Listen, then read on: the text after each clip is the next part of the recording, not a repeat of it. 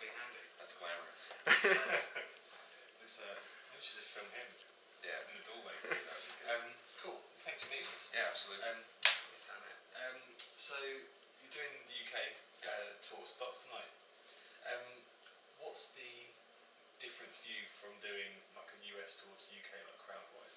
Did you get a different reaction from people? I mean, people have their own relationship with music, and they have their own relationship and with how they appreciate things. But I mean, we've been coming here for 25 years, and fans are amazing, just as they are in the States. So to me, it's kind of reached this point where everyone, it's not as cut and dry anymore.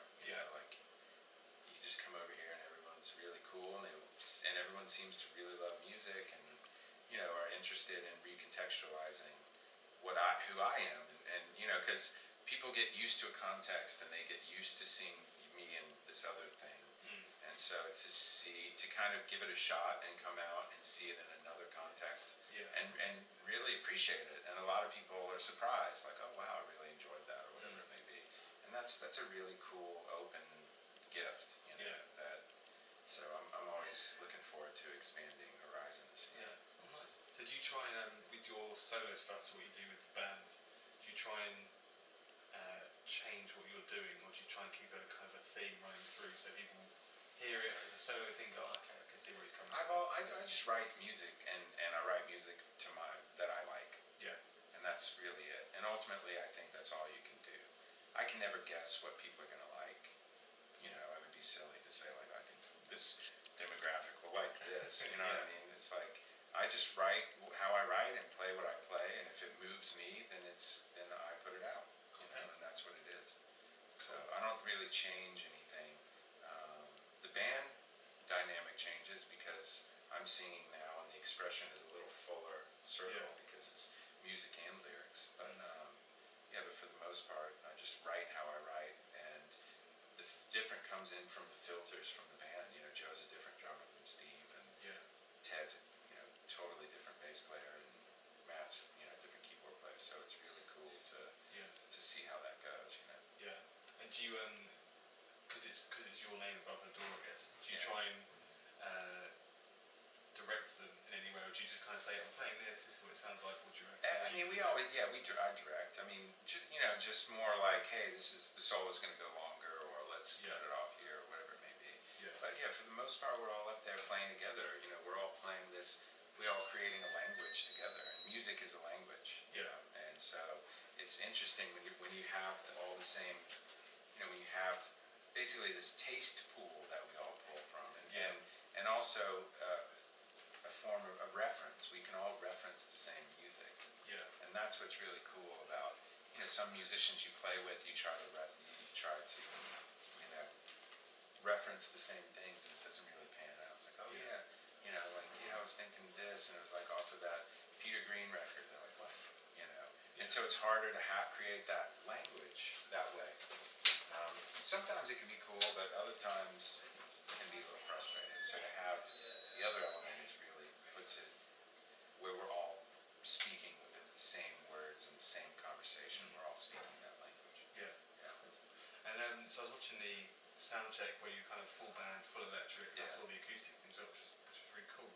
So I was reading something earlier that you were saying about in another interview where you were saying about you kind of got into a style of guitar playing and a style of music about like things like Nick Drake. When you talk about acoustic guitars and that kind of thing, and I kind of picked that up from the acoustic thing. Is there something that you try and take elements of, I guess, folk and turn it into the full live band as well, or do you keep those? Well, I write mostly on acoustic guitar. I've always done that. And so, but I mean, Nick Drake was the first guitar player to get me into open tunings. Nick Drake and Stephen Stills, and so those guys, just the way Nick would play and those chords and that tone, that drone and that tonal massive range that he would get just from that little guitar was always something that really moved me. And so that's always been in my writing. Cool.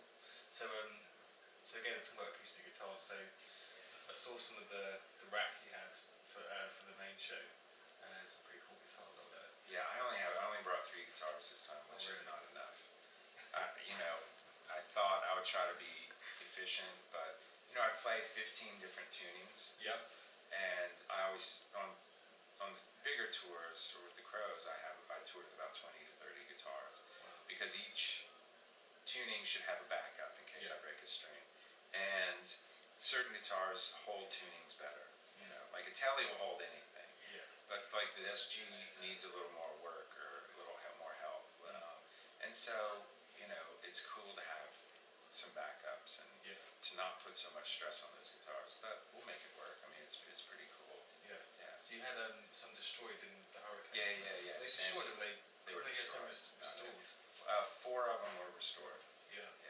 No, 5. Wow. Yeah. My 335, my gold top, which I brought, this Guild 12 string I had, and two Gretches. Nice. So out of those, I guess all of them, do you have like a kind of go-to guitar? I would say, I mean, my 335 or my gold top. Yeah. Yeah, those two I could play. I got my gold top right before I made Shake Your Money Maker, and it's been on every record. Yeah. And I've had it for 25 years, and then my 335 I bought right before I went in and made Southern Harmony, and that's been on every record since then. Oh, nice.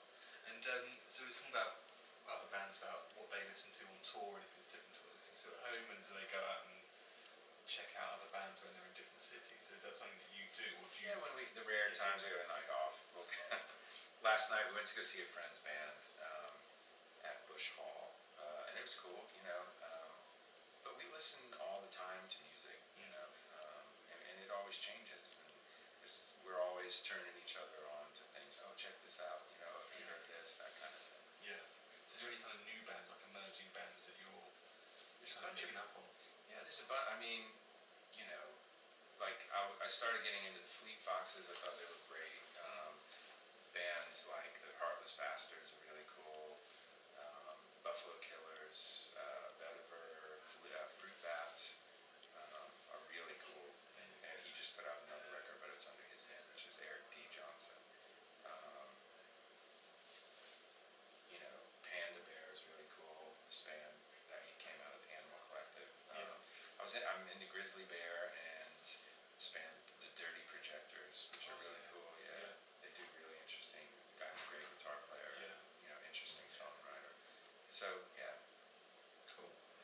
And so because we've only got a few more minutes, but I've asked a load of bands this question. Some of them don't take it well. Some of them kind of think it's a joke, but it's meant to be, kind of more of a personal reflection. Yeah. But do you have because you've got quite a body of work now, do you have a favourite and a kind of a least favourite or worst song in your opinion? Song that I've written? Yeah, or song that you've played on? There was this sort of disco song that my brother wrote on. It was called, I can't remember what it was called. It was on. Was that on Before the Frost? Yeah. That's a brilliant song. It's fucking horrible. I can't stand it. And it's like my least favorite song. I mean, I really don't play it. But, as far as favorite songs go, I don't know. I mean, there's too many to say, but I just know that one, and it's just kind of like, I can't stand it. Did you not want to kind of cut it before it got to the record? I would have easily cut that one. Yeah. I guess like a band dynamic, we have to. Yeah, kind of Chris started writing his own songs, and that was one of them. And look, that's his expression. But it's nothing I ever liked at all. Yeah.